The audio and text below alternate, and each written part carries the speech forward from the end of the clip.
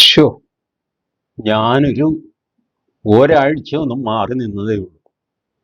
ലോകത്തിന്റെ ഷേപ്പ് മാറ്റിക്കളഞ്ഞു കാരണവന്മാരെല്ലാം കൂടെ. എനിക്കറിഞ്ഞൂടാ. ഇതിന്റെ തുടക്കം നിങ്ങളൊന്ന് ആലോചിച്ച് നോക്ക്. നമ്മുടെ കാരണവര് ആര്? നരേന്ദ്രമോദി. പുള്ളി ഇസ്രായേലിൽ പോകുന്നു. അവിടുത്തെ കാരണവരെ കാണാൻ നെതന്യാഹുവിനെ. അതെന്തിനാന്ന് ചോദിച്ചു കഴിഞ്ഞാൽ അത് സൗഹൃദം, പിന്നെ കുറച്ച് കത്തി, കഠാര, വടിവാൾ ഇതുപോലെയുള്ള ആയുധങ്ങളൊക്കെ കരാറാക്കാനും ഒക്കെ ആയിട്ടാണ് പോയതെന്ന് പറയപ്പെടുന്നു. കൂടെ വിദേശകാര്യമന്ത്രി ജയശങ്കർ ഉണ്ടായിരുന്നു. പിന്നെ നാഷണൽ സെക്യൂരിറ്റി അഡ്വൈസർ അജിത് ഡോവലും ഉണ്ടായിരുന്നു. ഈ ആയുധങ്ങൾ വാങ്ങാനായിട്ട് അജിത് ഡോവൽ പോകേണ്ട കാര്യമൊന്നുമില്ല.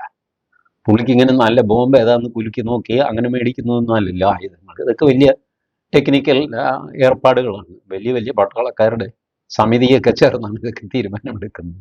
എന്തുമായിക്കോട്ടെ, ഇവർ മൂന്നുപേരും കൂടെ പോയി അവിടെ വലിയ ആഘോഷം, അവിടുത്തെ പാർലമെന്റിനെ അഭിസംബോധന ചെയ്യുന്നതൊക്കെ കഴിഞ്ഞ് തിരിച്ചു വന്നതിൻ്റെ പിറ്റേ ദിവസമാണ് ഇറാന് ഇസ്രായേൽ ആക്രമിക്കുന്നത്.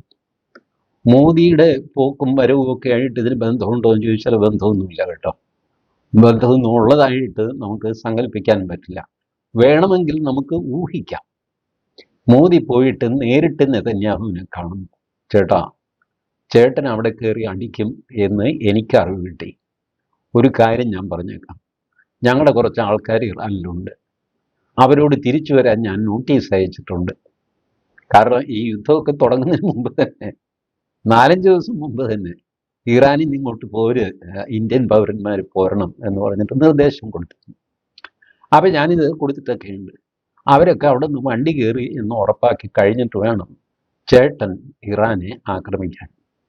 അപ്പം നെതന്യാഹു പറഞ്ഞു, അല്ല അത് പറഞ്ഞിട്ട് വേണം, ഞാൻ അങ്ങനെയല്ലേ ചെയ്യുള്ളൂ, നമ്മൾ തമ്മിലൊരു സ്നേഹവും ധാരണയൊക്കെ ഉണ്ടല്ലോ. അപ്പോൾ മോദി പറഞ്ഞു, നമ്മൾ തമ്മിൽ സ്നേഹവും ധാരണയുണ്ട്, പക്ഷേ എനിക്ക് മറ്റേ കാരണവരെ വിശ്വാസമില്ല. ആരെ? ഡൊണാൾഡ് ട്രംപിന്.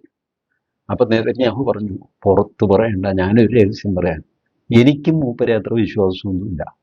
പിന്നെ അമേരിക്കൻ പ്രസിഡന്റാണ്, ഇപ്പം നമുക്ക് എന്ത് ചെയ്യാൻ പറ്റും? ജനങ്ങൾ അയാളെ തിരഞ്ഞെടുത്തു ആ വാട്ടനെ. ഞാൻ പിന്നെ നമ്മുടെ കാര്യം നടക്കണ്ടേ, അതുകൊണ്ട് ഞാൻ കൊണ്ടു നടക്കുന്നതേ ഉള്ളൂ. അയാളുടെ വാക്ക് കേട്ടൊന്നും ഞാൻ ഒരൊന്നും ചെയ്യൊന്നുമില്ല. എൻ്റെ വാക്ക് കേട്ട് അയാൾ നടക്കുകയില്ലാതെ അയാളുടെ വാക്ക് കേട്ട് ഇന്ന് വരെ ഞാൻ നടന്നിട്ടുണ്ടോ? നിങ്ങൾ ആലോചിച്ച് നോക്കുന്നത്. നെതന്യാഹു ട്രംപിനെ പോയി കണ്ടു. എന്തിന്? ട്രംപ് ഇറാനുമായിട്ട് കരാറുണ്ടാക്കാൻ ആലോചിച്ചു. എണ്ണ, പിണ്ണാക്ക്, അത് ഇതൊക്കെ നമുക്ക് കച്ചവടമൊക്കെ ചെയ്യാം, ഡീൽ. അതാണല്ലോ പുള്ളിയുടെ പുതിയ വാക്ക്. ഞാൻ ഡീൽ ഉണ്ടാക്കാൻ പോകുന്നൊക്കെ പറഞ്ഞു. നെതന്യാഹു നേരെ വണ്ടി കയറി അമേരിക്കയിൽ പോയിട്ട് പറഞ്ഞു, അതേ, അത് പരസ്യമായിട്ട് വന്നതാണ് കേട്ടോ, വാർത്താ മാധ്യമങ്ങളിലൊക്കെ വന്ന കാര്യമാണ്, ഞാനുണ്ടാക്കി പറയുന്നൊന്നുമല്ല. നെതന്യാഹു പറഞ്ഞു, ഒരു കാര്യം ഞാൻ പറഞ്ഞേക്കാം, ഇയാളെ, ഈ ഖമനേയിയെ ഇങ്ങനെ വിട്ടാൽ ശരിയാവില്ല. ഇയാളുടെ ഈ ആണവ മറ്റേ എൻ്റെ ദൈവം, ഇതിൻ്റെയൊക്കെ പേര് മറന്നുപോയി. സമ്പുഷ്ടീകരണം. എൻ്റെ അമ്മോ, ഇങ്ങനത്തെ കുറെ വാക്കുകളും ഉണ്ട് എൻ്റെ ദൈവമേ. അങ്ങനെ സമ്പുഷ്ടീകരണം അത് തടയണം, ആണവ വ്യാപനം തടയണം. അപ്പോൾ ട്രംപിനും എനിക്ക് പറ്റിയ പോലെ ട്രംപിനും പറ്റി. പുള്ളിക്ക് ഇച്ചിരി വയസ്സൊക്കെ ആയില്ല. പുള്ളി പറഞ്ഞു, എന്തോന്നാ നീ പറയുന്നത്, കാര്യം എന്താന്ന് പറഞ്ഞു. അപ്പൊ പറഞ്ഞു, യുറേനിയം എന്ന് പറഞ്ഞൊരു സാധനമുണ്ട്, അതിൻ്റെ 1 മില്ലിഗ്രാം പോലും ഇറാനിൽ ഉണ്ടാവാൻ പാടില്ല, അത് വേറെ ഏതെങ്കിലും രാജ്യത്തെ കൊണ്ടുപോയി കൊടുക്കണം.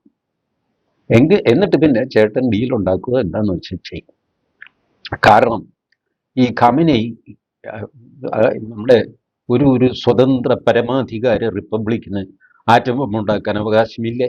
ഉണ്ടപ്പാവുണ്ട്. പക്ഷേ ഖമനേയി ചെയ്തത് എന്താ? ആറ്റം ബോംബ് ഉണ്ടാക്കാൻ തുടങ്ങി. എന്നിട്ട് കൂടെ death to Israel, death to America എന്ന് അനൗൺസ് ചെയ്യാനും തുടങ്ങി. ഇസ്രായേലിനോട് പറയും, നിന്റെ തലക്കിടാനാണ് ഞാൻ ബോംബ് ഉണ്ടാക്കുന്നത്, നീ കണ്ടോ, വെച്ചിട്ടുണ്ട് ഞാൻ, 4 മാസം കഴിയട്ടെ, 6 മാസം കഴിയട്ടെ, നിന്നെ ഞാൻ തട്ടും, ഡെത്ത് ടു ഇസ്രായേൽ. ഇത് കേട്ട് കഴിഞ്ഞാൽ ഇസ്രായേലിന് കിടന്ന ഉറക്കം വരിക. കാരണം അവൻ ചെയ്യുമെന്ന് പറഞ്ഞാൽ അവനൊന്ന് ചെയ്യും. ട്രംപ് നെതന്യാഹുവിനോട് പറയുന്നത്, നീ പേടിക്കൊന്നും വേണ്ട, അവനൊന്നും ചെയ്യുന്നില്ല. പേടിക്കേണ്ടെന്ന് പറഞ്ഞാൽ ചേട്ടൻ ദൂരെയാണ് കിടക്കുന്നത്, അമേരിക്ക വളരെ ദൂരെയാണല്ലോ. അങ്ങോട്ട് അമേരിക്ക വരെ എത്താനുള്ള മിസൈലൊന്നും ഇറാന്റെ കയ്യിലില്ല. ഉണ്ടെന്ന് ഇപ്പൊ ട്രംപ് ഡീക്കടിക്കുന്നതാണ്. കാരണം ആക്രമിക്കാൻ ഒരു ന്യായമായിട്ട് അവൻ്റെ അത്രയും മിസൈലൊക്കെ ഉണ്ട് എന്ന് പറയുന്നത് വാസ്തവത്തിൽ ഇറാന്റെ ഇല്ല. അമേരിക്ക വരെ എത്തില്ല. എത്തുമായിരുന്നെങ്കിൽ എമ്പണ്ടേ അതിർത്ത് ഇപ്പോൾ തലക്കിടുകയില്ല, വെറുതെ ഇരിക്കുമോ ഖമനൈ? അപ്പം അങ്ങനെ ട്രംപിന് ഉള്ളിൽ വലിയ പേടിയില്ലെങ്കിലും ഈ നെതന്യാഹു പേടിച്ചാണ് കഴിഞ്ഞത്. കഴിഞ്ഞ 12 ദിവസത്തെ യുദ്ധം എന്നൊക്കെ പറഞ്ഞു, അതിലും ഈ യുറേനിയം അത്ര കണ്ടങ്ങ് നശിപ്പിക്കാനോ അതിൻ്റെ ഏടാകൂടങ്ങൾ നശിപ്പിക്കാനോ ഒന്നും സാധിച്ചില്ല. കുറച്ചൊക്കെ എന്തോ ചെയ്തു. കുറച്ച് ചെയ്ത് കഴിയുമ്പോൾ ട്രംപിന് മുഷിഞ്ഞു, ബോറടിച്ചു. ട്രംപ് പറഞ്ഞു മതി, നമ്മൾ ജയിച്ചു, ഇനി വിട്ടേക്ക് എന്ന് പറഞ്ഞ് അവസാനിപ്പിച്ചു.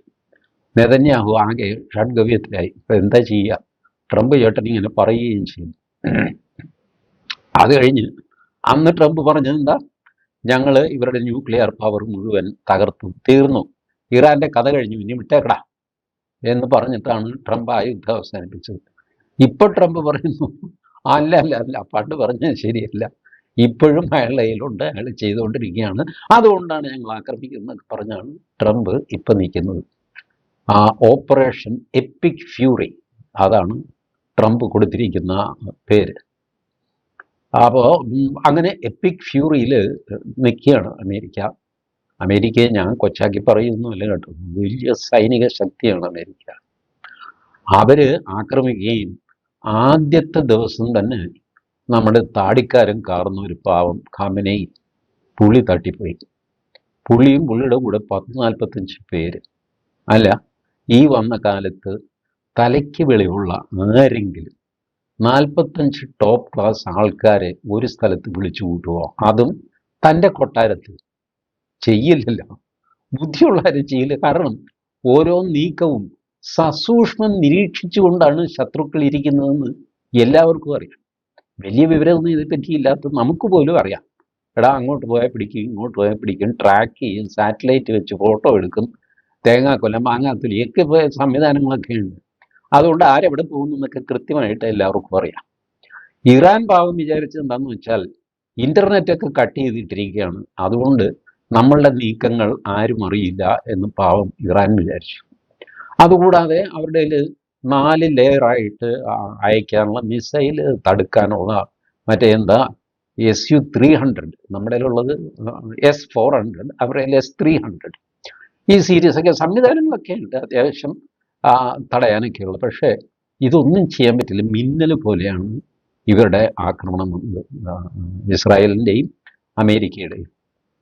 അങ്ങനെയാണ് ഇപ്പോഴത്തെ സംവിധാനം. അതായത് ഫൈൻഡ്, പിന്നെ ടാർഗറ്റ്, ഇങ്ങനെ പല സ്റ്റെപ്പുകളുണ്ട്. ഈ സ്റ്റെപ്പുകൾ തമ്മിലൊന്നും വലിയ വ്യത്യാസമില്ലാത്ത രീതിയിൽ അടിക്കാൻ, അത്ര മിന്നൽ പോലെ അടിക്കാൻ ഇവർക്ക് സാധിക്കും. അമേരിക്കയ്ക്കും ഇസ്രായേലിനും അവർക്ക് അതിനുള്ള കപ്പാസിറ്റി ഉണ്ട്. അത്ര സൂപ്പർ ഇൻ്റലിജൻസ് ആണ്. ഇപ്പോൾ ആർട്ടിഫിഷ്യൽ ഇൻ്റലിജൻസും കൂടെ ചേർന്നിട്ട് തീരുമാനങ്ങൾ വളരെ വേഗം എടുക്കും. എന്നിട്ട് ഇത് മിലിറ്ററി കമാൻഡർമാർക്ക് മുമ്പിൽ ഓപ്ഷൻസ് ആയിട്ട് എത്തും. ഇതൊക്കെ മില്ലി സെക്കൻഡ്സ് കൊണ്ടാണ്. Option 1, option 2, option 3, option 4. അപ്പോൾ അയാൾ ഓപ്ഷൻ 2 സെലക്ട് ചെയ്യുന്നു. ഓപ്ഷൻ 2 സെലക്ട് ചെയ്ത് കഴിഞ്ഞാൽ പിന്നെ നടക്കേണ്ട കാര്യങ്ങളൊക്കെ ഓട്ടോമാറ്റിക്കായിട്ട് നടക്കും. ഇവർ ഒത്തുകൂടുന്നതിനും തൊട്ടു മുമ്പായിട്ടോ ആ സമയത്തോ മിസൈൽ വന്ന് വീഴും. ഇതാണ് സംവിധാനം. അങ്ങനെയാണ് ഈ ഖമനൈ അടക്കം 45 പേര്. അത് ഖമനൈ ജീവിതത്തിൽ കാണിച്ച ഏറ്റവും വലിയ മണ്ടത്തരമായി പോയി. ആ മണ്ടത്തരത്തിന് സ്വന്തം ജീവൻ കൊണ്ട് പുള്ളി വില കൊടുക്കുകയും ചെയ്തു. ഒന്നോർത്താൽ സങ്കടവും തോന്നും കേട്ടോ. 86 വയസ്സായ മനുഷ്യൻ ഇങ്ങനെ ഭീകരവും ദാരുണവുമായ ഒരു അന്ത്യം അർഹിക്കുന്നില്ല. ബട്ട് പുള്ളിയുടെ ചെയ്തികൾ നോക്കിക്കഴിഞ്ഞാൽ ഇതും ഇതിലപ്പുറവും അത്രയധികം ജനങ്ങളുടെ പ്രാക്ക് മേടിച്ച ഒരു ഏകാധിപതിയായിരുന്നു അലി ഖമനൈ. അങ്ങേരുടെ ഭാര്യയും ഇന്നലെ മരിച്ചു, പാവം. അത് വാസ്തവത്തിൽ അത് കേട്ടപ്പോൾ എനിക്ക് വലിയ സങ്കടം തോന്നി. ആ ഭാര്യയുടെ കാര്യം നിങ്ങളൊന്ന് ആലോചിച്ച് നോക്കുക. അവർ ജീവിതത്തിൽ സൂര്യപ്രകാശം കണ്ടിട്ടില്ല. ഈ പർദ്ദയ്ക്കുള്ളിലിട്ട് വേവിച്ചാണല്ലോ ഇതിനെ വളർത്തുന്നത്. അങ്ങനെ വളർത്തി ഇനിയിപ്പം പുതിയ ഭാര്യയെ മാറിയിട്ടുണ്ടോ എന്ന് എനിക്കറിയാൻ പറ്റില്ല. കാരണം ഒരെണ്ണത്തെ മൊഴിയില്ല, അടുത്തത് കെട്ടാമല്ലോ. അങ്ങനെയൊക്കെയുള്ള സംവിധാനങ്ങളൊക്കെ ഉണ്ട്. ആ, എന്നാലും ആ ഭാര്യ ഒറിജിനലി പണ്ട് മുതലേ ഉള്ള ഭാര്യയാണ് എന്ന് സങ്കല്പിക്കുക. അതല്ലേ നമുക്ക് പറ്റുള്ളൂ, നമ്മളെ ഡീറ്റെയിൽസ് ഇല്ല. അങ്ങനെ സങ്കല്പിച്ച് നോക്കിയാൽ ഏകദേശം കമ്പനിയേക്കാൾ 1-2 വർഷം ഇളയതായ 83-84 വയസ്സുള്ള ആ, ഒരു പാവം സ്ത്രീ. അവർ സൂര്യപ്രകാശം കണ്ടിട്ടില്ല, പർദ്ദയ്ക്കുള്ളിൽ അടുക്കളയിൽ അങ്ങനെ പൊതിഞ്ഞു കെട്ടി അതിനെ സൂക്ഷിച്ചിരുന്നു. അപ്പോഴാണ് കുടുംബം അടച്ച് ഈ ബോംബ് വന്ന് വീണ് മകളും മരുമകനും പിന്നെ ഈ പറഞ്ഞ പട്ടാള മേധാവിയും IRGCയുടെ മേധാവി അവൻ ഇവൻ എല്ലാം ഒറ്റയടി ചത്തുപോയി. ആ സ്ത്രീക്ക് മോക്ഷം കിട്ടട്ടെ, മോക്ഷം കിട്ടട്ടെ എന്നല്ല പറയുന്നത്. എന്താ, പടച്ചവൻ്റെ അടുത്തേക്ക് ചെല്ലട്ടെ, അതാണല്ലോ. പിന്നെ എന്ത് സംഭവിക്കുന്നു നമുക്കറിയാമല്ലോ. അപ്പോൾ ഏതായാലും ഇങ്ങനെ ഓർത്തു നോക്കിയാൽ കഷ്ടമാണ്. എന്നാൽ ഇറാൻ വെറുതെ ഇരിക്കും. ഇറാന് അമേരിക്കയെ തിരിച്ചടിക്കാൻ പറ്റുന്നില്ല. ഇസ്രായേലിനെ അടിക്കാൻ പറ്റും, പക്ഷെ നേരെ ചൊവ്വേ അടി കൊള്ളുന്നില്ല.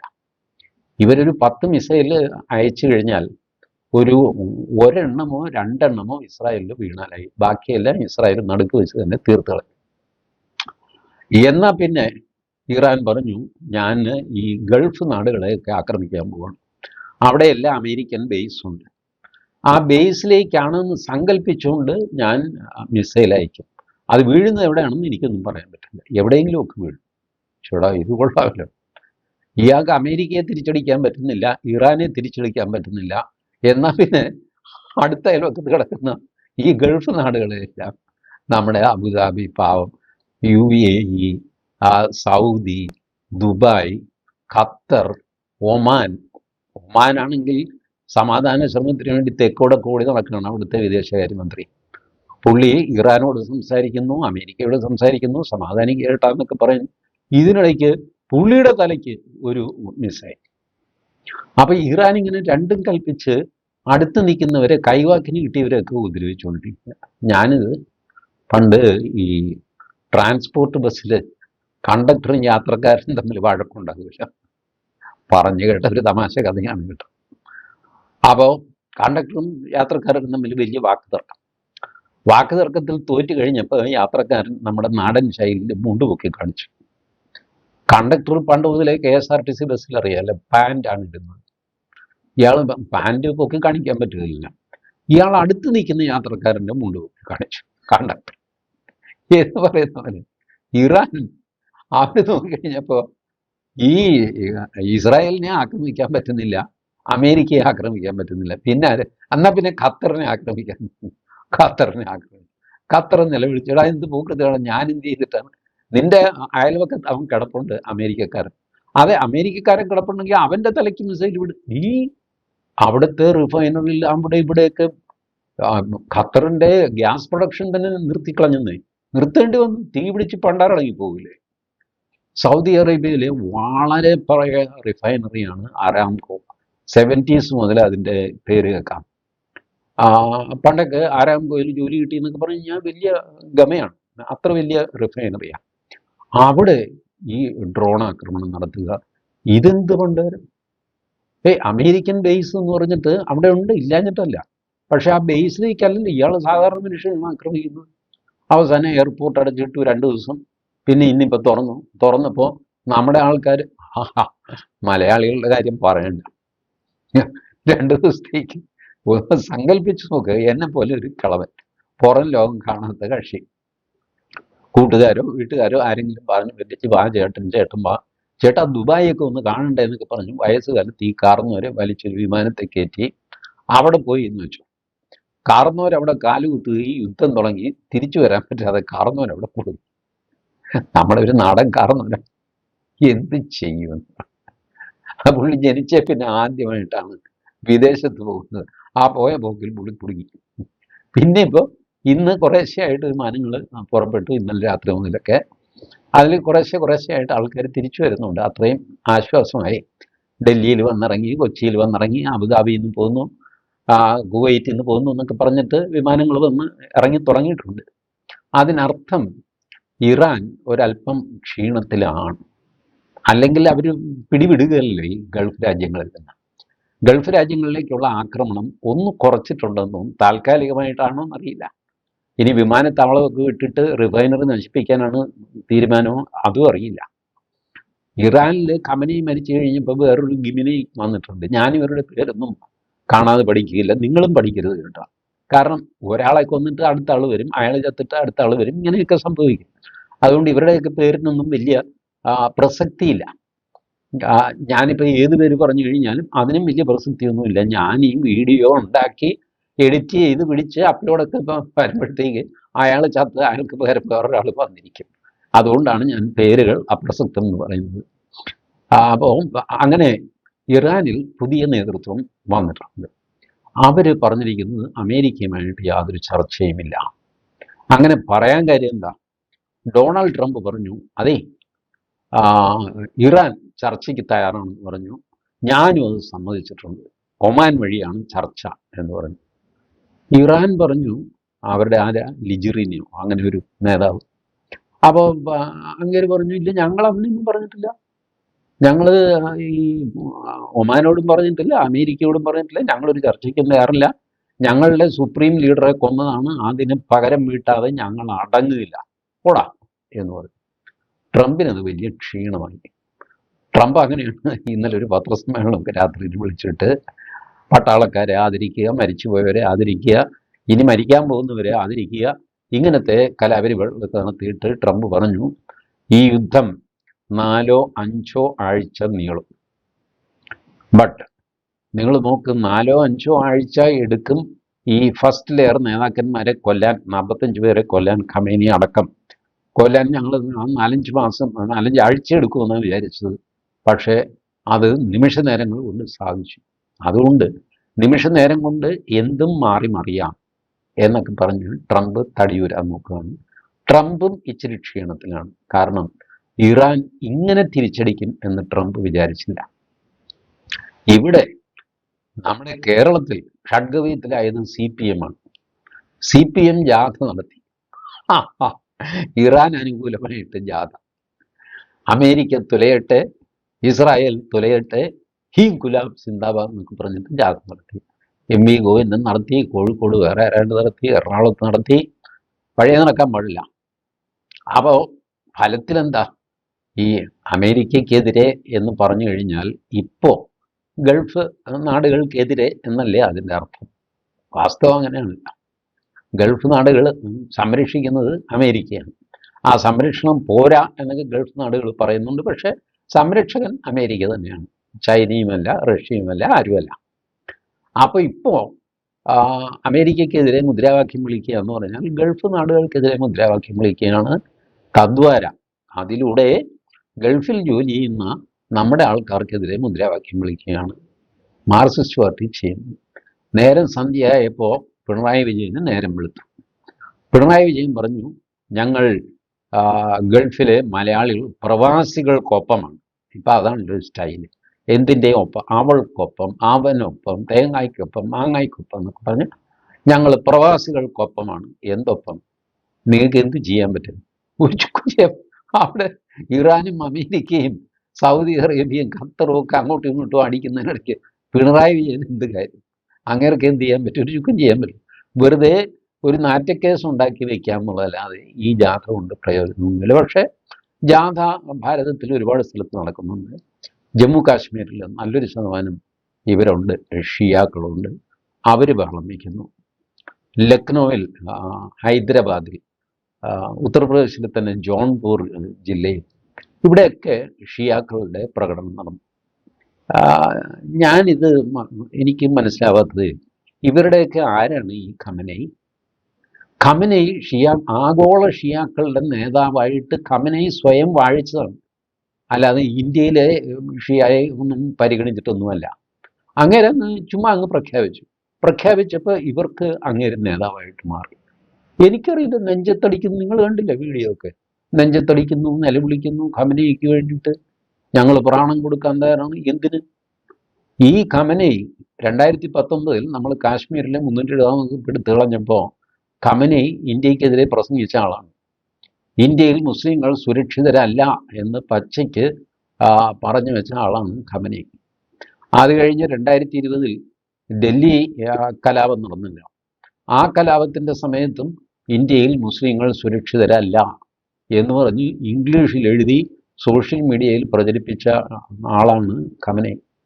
ഖമനൈ ഒരിക്കലും ഇന്ത്യ അനുകൂലിയൊന്നും ആയിരുന്നില്ല. പിന്നെ ഇന്ത്യയുമായിട്ട് ഗുസ്തി പിടിക്കാൻ ഒരു കാരണവും സംഗതിയോ ഒന്നുമില്ല, അതുകൊണ്ട് അങ്ങനെ അങ്ങ് പോയി എന്നുള്ളതേ ഉള്ളൂ.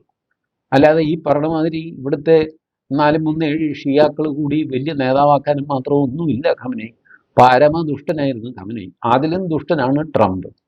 ശക്തിയാണ് ഇതിൻ്റെ എല്ലാം ബേസിസിലുള്ളത്. നിങ്ങളൊരു കാര്യം മനസ്സിലാക്കുക, ശക്തി ഇല്ലെങ്കിൽ ലോകത്ത് ആരും വകവയ്ക്കുകയില്ല.